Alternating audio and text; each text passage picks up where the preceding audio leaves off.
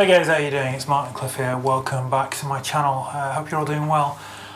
So I was going to film a fourth part of my Making a Les Paul Look more traditional series, but to be honest, I realised that the angle I would have to film it at for where I was working and the sheer editing process and time lapse, and I don't honestly know that it would be that interesting to watch anyway.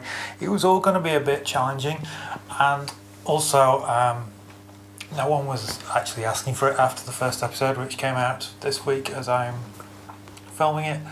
So yeah, I'm going to just leave it as 3 parts, but it does raise an interesting question, which is something that my buddy Rob brought up in a YouTube question a little while ago, which is why upgrade?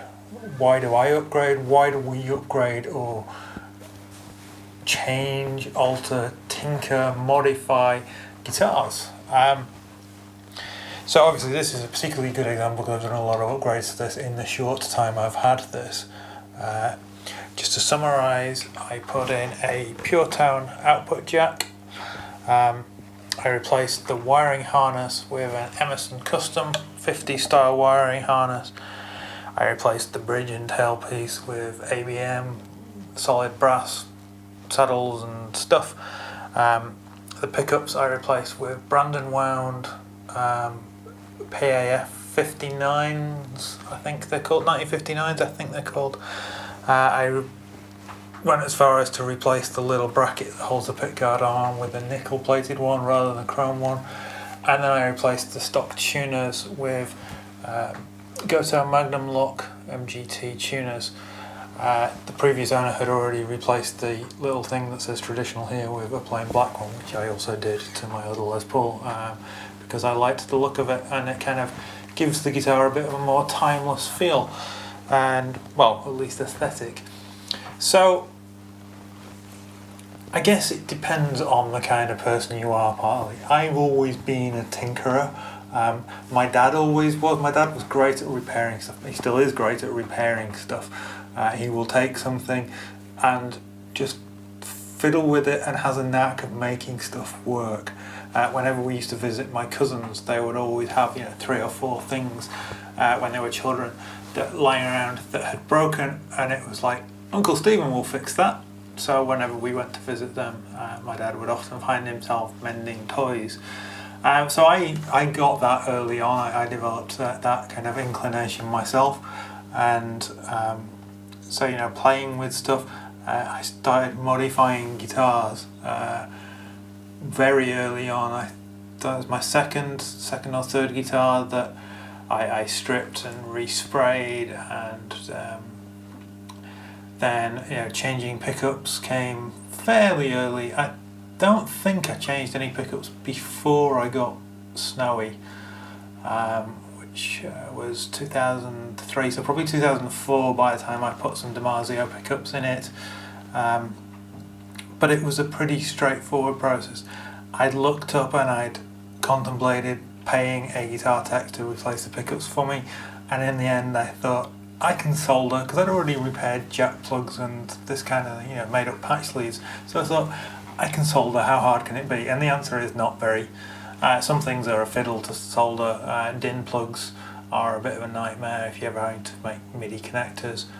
XLRs can be a little annoying, but certainly, 5-pin XLRs, but certainly 3-pin XLRs, 1/4-inch jacks, pickups, all that kind of stuff. It's easy stuff to solder. So it's never been something that I've been afraid of, and always I've been seeking after kind of improving what I've got, but I never had, certainly growing up, I never had a lot of money, so buying a cheaper guitar and upgrading it gradually was much easier for me to do than going out and buying a top of the line Japanese Ibanez, for instance. I could buy the Indonesian one for 40% of the price and then spend a little bit of money to upgrade it to where I was happy with the sound, because sometimes the stock pickups on cheaper guitars are a bit naff, let's be honest.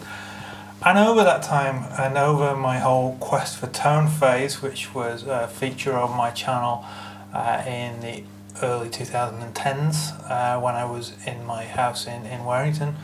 That became a process where I started to develop an ear for what I wanted to hear and what I wanted as well to see. You know, aesthetic is something that is important to musicians and people generally, I guess.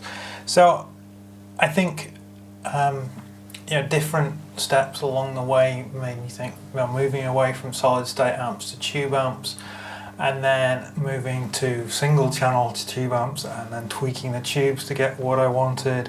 When I got Blue, my first Sir, that introduced me to the concept of locking tuners, and I loved the simplicity that I'd always used, locking nuts and Floyd Rose or that style of bridges for years, from the age of about 15. So 20 years on, discovering the merits of a two-post bridge, which I've since changed on my Sirs. I kept the bridge, but I've used a tremolo now to lock it because I don't use a tremolo, and I haven't really used a tremolo for years. But yeah, the locking tuners was a real revelation, just for how quick it is to change strings, how simple it is, how reliable it is for tuning.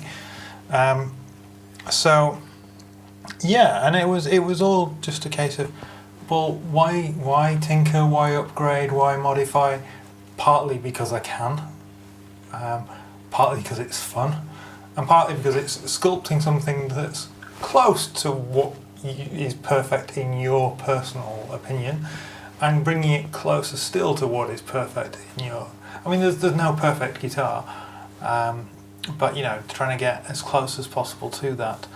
So the feel and the weight and everything of a 2016 Gibson Les Paul Traditional resonated with me, and it was something that I thought was very close to what I wanted, but there were changes that I wanted to make. I wanted it to sound more traditional. I wanted that 50s wiring thing where you can roll down the volume a little bit, and rather than going muddy, it just gets quieter.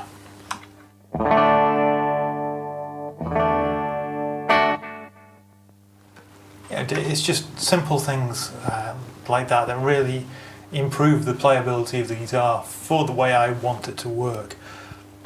In the same way on my Sirs, I disconnected the tone control because I don't personally use a tone control. So all these changes are about taking something that is close to what you want and trying to bring it a little bit closer. And that really is my whole modification process, my whole upgrading process. Sometimes things are just not available as you want them, or you'd have to pay a lot more to get the next level of stuff. So to buy a proper old school Les Paul with really traditional style pickups, I'd either be looking at custom shop or I had to look at aftermarket pickups. So I went for the Brandon Wound pickups because they seem to be, well, they sound amazing. They're just really good sounding, authentic, vintage humbucker pickups. So that was another step. With the Sirs, I don't like the bridge pickup on the Sir Standard Plus, as it is now, the Standard Pro. The SSH Plus is just a little bit too powerful for my personal tastes. So I put in an SSV Plus, and then when I got the two humbucker ones for Mikey and Blue, I went for the Thornbuckers, which again was getting closer to the sound I hear in my head, and I think that's the key always, is approaching the sound. So there we go. This is literally the first time since I've finished the upgrade that this is appearing on my channel. Just plugged straight in, just you're hearing the dry signal on one side is the Artisan 10AE, then the wet side, it's literally split with a Sir buffer, and one side goes to a Wampler tape echo, and then that wet side goes to a Blackstar Artist 10AE.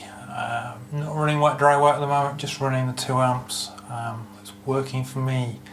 It's not perhaps minimalist in the grand scale, but anyway, I'm going to be shooting a video which should appear next week looking at this rig and how I use it. So until then guys, thank you for watching. like, comment, subscribe, all that kind of stuff, and I'll see you soon.